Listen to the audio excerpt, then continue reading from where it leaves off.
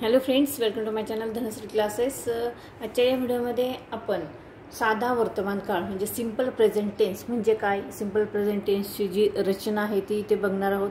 त्यानंतर simple present tense हा कसा ओळखायचा, साध्या वर्तमान काळातील वाक्य कशा पद्धतीने ओळखायची ते देखील बघणार आहोत। आणि त्यानंतर इथे रचना बघितल्यानंतर मराठीची वाक्य इथे बघणार आहोत आणि मराठीची वाक्य आपण इंग्रजीमध्ये कशा पद्धतीने करायची ते देखील इथे बघणार आहोत। तर व्हिडिओ स्किप न करता पूर्ण बघा, step by step simple present tense म्हणजे काय हे मी तुम्हाला इथे सांगणार आहे। ठीक आहे, तर बघा सिंपल प्रेझेंट टेन्सला आपण साधा वर्तमान काळ असे म्हणतो।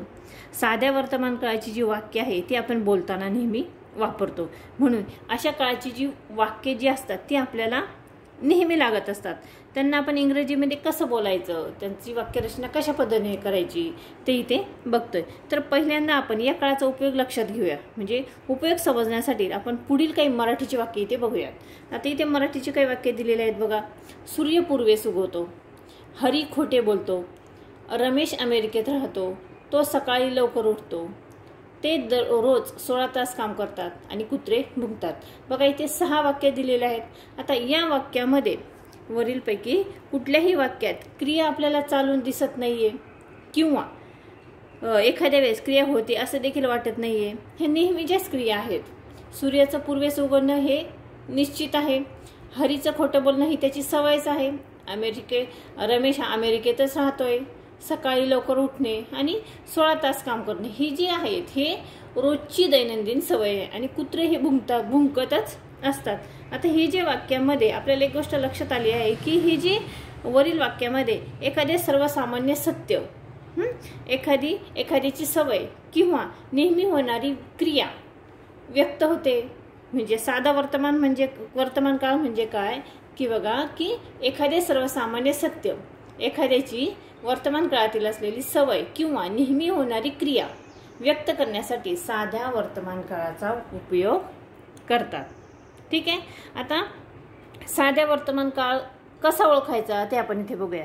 तर साध्या वर्तमान काळामध्ये बघा इथे वाक्याच्या शेवटी मराठीची जी वाक्य असतात त्या वाक्याच्या शेवटी म्हणजे क्रियापदाच्या शेवटी तो, ते, त, ता, त, तोस, तेस यापैकी कोणतेही अक्षर असल्यास वाक्य साध्या वर्तमान काळाचं असतं। म्हणजे जातो, खातो, पितो, येते, राहते, येत आहे, जाता, येता, असतोस, उठतोस, बसतोस, येतेस असे जे वाक्य आहेत, क्रियापद जे आहे क्रियापदाच्या शेवटी हे जे अक्षर लागतात तो, ता, ती, ते, हे जे आहे तो, ते, त, ता हे जे असेल तर ते वाक्य मराठीतील साध्या वर्तमान काळाचं वाक्य आहे हे आपण लक्षात घ्यायचं आहे।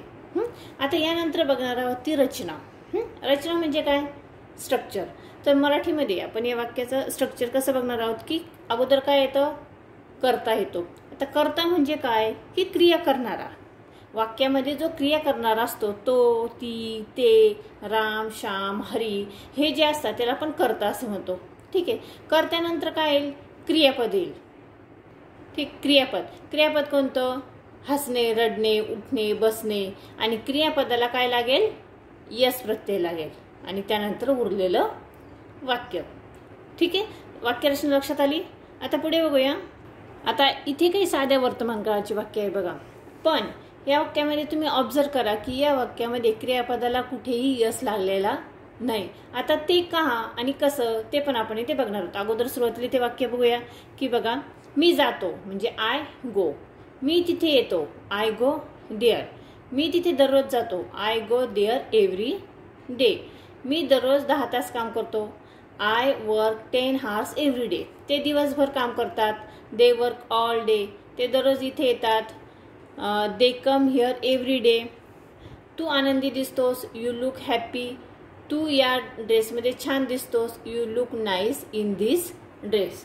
आता हे जे वाक्य आहेत हे सर्व वाक्य साध्या वर्तमान काळाचेच आहेत, पण इथे क्रियापदाला यस लागलेलं नाही। बघा गोला यस आहे का, नाही। वर्क, त्यानंतर कम, तर लुक। ठीक आहे, हे जे क्रियापद आहे इथे कुठे यस नाहीये। मग आता साध्या वर्तमान काळाची वाक्य आपण असे का म्हणतो, तर बघा या सर्व वाक्यामध्ये कर्ता जो असतो तो एकवचनी आहे बघा, मी. त्यानंतर कर्ता इथे काय आहे, अनेकवचन आहे, दे आणि यू. आता तुम्ही म्हणाल की इथे दे हे तर अनेकवचन आहे, पण अपवाद आहे बघा. कर्ता जर अनेकवचन असेल, अनेकवचनी असेल तर क्रियापदाला यस लागत नाही. पण आता इथे जर कर्ता एकवचन आहे, मी आहे, तू आहे, मी आणि तू साठी आपण मी साठी काय वापरतो, आय, आणि तू साठी वापरतो यू. आय आणि यू हे दोन त्याला अपवाद आहे. हे जरी एकवचनी असेल तरी क्रियापदाला यस लागत नाही. हा नियम लक्षातच ठेवायचा, साध्या वर्तमान काळाचा आहे. ठीक आहे. तर आता ही जी आपण वाक्य बघितली, या वाक्यामध्ये कर्ता एकवचन पण आहे, अनेकवचन पण आहेत. आता ही अपवादाची वाक्य आपण इथे बघितलेली आहेत. पुढे काही वाक्य बघूया की क्रियापदाला यस प्रत्यय लागल्यानंतर आता इथे कोणती वाक्य आहेत बघा. तो इथे येतो, तो म्हणजे काय, ही. आता ही हा काय झाला, कर्ता हा काय झाला, ही म्हणजे तो, हा कर्ता एकवचनी झाला. मग ही असेल तर हीच्या पुढे काय येईल, क्रियापदाला यस लागेल. शी असेल तर क्रियापदाला यस लागेल. ठीक आहे.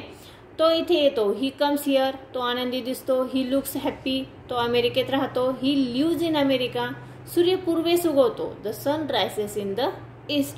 सूर्य पश्चिमेस मावळतो, the sun sets in the west. या सर्व वाक्यामध्ये क्रियापदाला यस लागलेलं आहे. ठीक आहे. यस केव्हा लागत नाही, परत एकदा आपण बघूया. कर्ता जर एकवचनी असेल तर बघा क्रियापदाला यस केव्हा लावायचं नाही हे लक्षात घ्या. अगदी साधा आहे. कर्ता एकवचनी असेल तर क्रियापदाला यस लावतात. तो म्हणजे ही कम्स, तो खेळतो, तो ऊस हसतो. ही प्ले, ही लाफ. कर्ता अनेकवचनी असेल तर क्रियापदाला यस लागत नाही. ते येतात, ते खेळतात, ते हसतात. दे कम, दे प्ले, दे लाफ. आणि इकडचं जे आपण वाक्य बघितलंय त्या वाक्यामध्ये बघा, ते दररोज इथे येतात म्हणजे दे कम हिअर एव्हरी डे. ते दिवसभर काम करतात, दे वर्क ऑल डे. कर्ता काय आहे, अनेकवचनी आहे, मग इथे क्रियापदाला यस लागत नाही. आणि इथेच नियम दिलेला आहे बघा, आय आणि यू हे एकवचनी जरी असेल तरी क्रियापदाला यस लागत नाही. हा त्याला अपवाद आहे. I come, you laugh, I play, you play. ठीक आहे.